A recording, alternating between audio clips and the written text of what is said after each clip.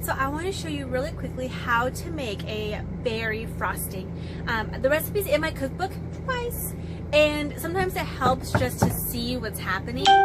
So in the cookbook I say you can use fresh or frozen berries, and that is 100% true. It doesn't matter if they're fresh or frozen, both work fine.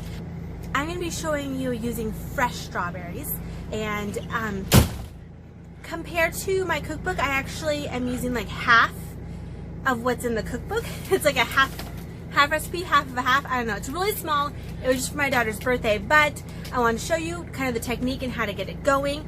And I mentioned this further on in the video, but just kind of a warning for before you start. Don't dump in all of your liquid at the beginning, like your water or milk that you would typically use. Do your butter and powdered sugar, mix it, keep it really stiff. While you're mixing it, do not add in any liquid except your vanilla extract.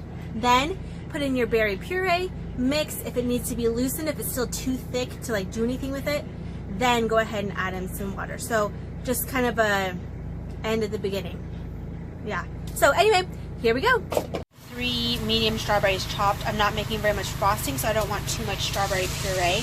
And I added about 2 tablespoons of powdered sugar, because there's cornstarch and you want that to thicken this. I'm going to keep using my fork to kind of like smash the strawberries down and see how it's turning into from like chunks to more liquidy, and that's what you want. You can keep doing this.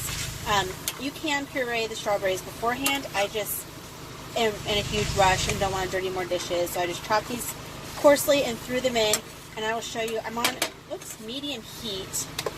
Anyway, you can see how much this is bubbling and simmering.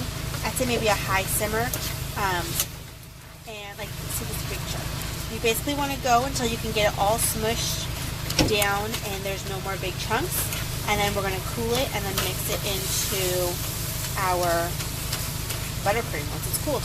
And added the cooled puree to the frosting. If you need a recipe, I will put a little like eye thingy in the corner. You can click on it. I just put it in. I'm going to keep mixing it. I just scraped the bowl. I'm going to get it to mix on low. And you can see there's some pieces, but really not a whole lot. This really is a great option if you don't have access to jam or freeze-dried strawberries.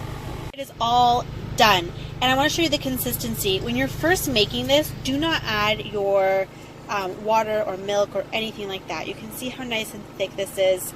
It's not soupy, it's not runny. You want to add that last after you add the puree. If it's still too thick, then you can loosen it up. But you really don't want to be adding all that liquid in the beginning, because it could mess it up to where when you add your puree, if there's too much liquid in it still, then it will get messed up. Also, why are we making this? Because it's my birthday. It's my V-Day. It's my V-Day. And how old are you today? 8. Yay. I turned officially 8 4 hours ago. Officially 8. All right. Happy birthday. Yes. Love you all. Alright, thank you so much for watching. If you have any questions, comment below. I'm always happy to answer those questions for you.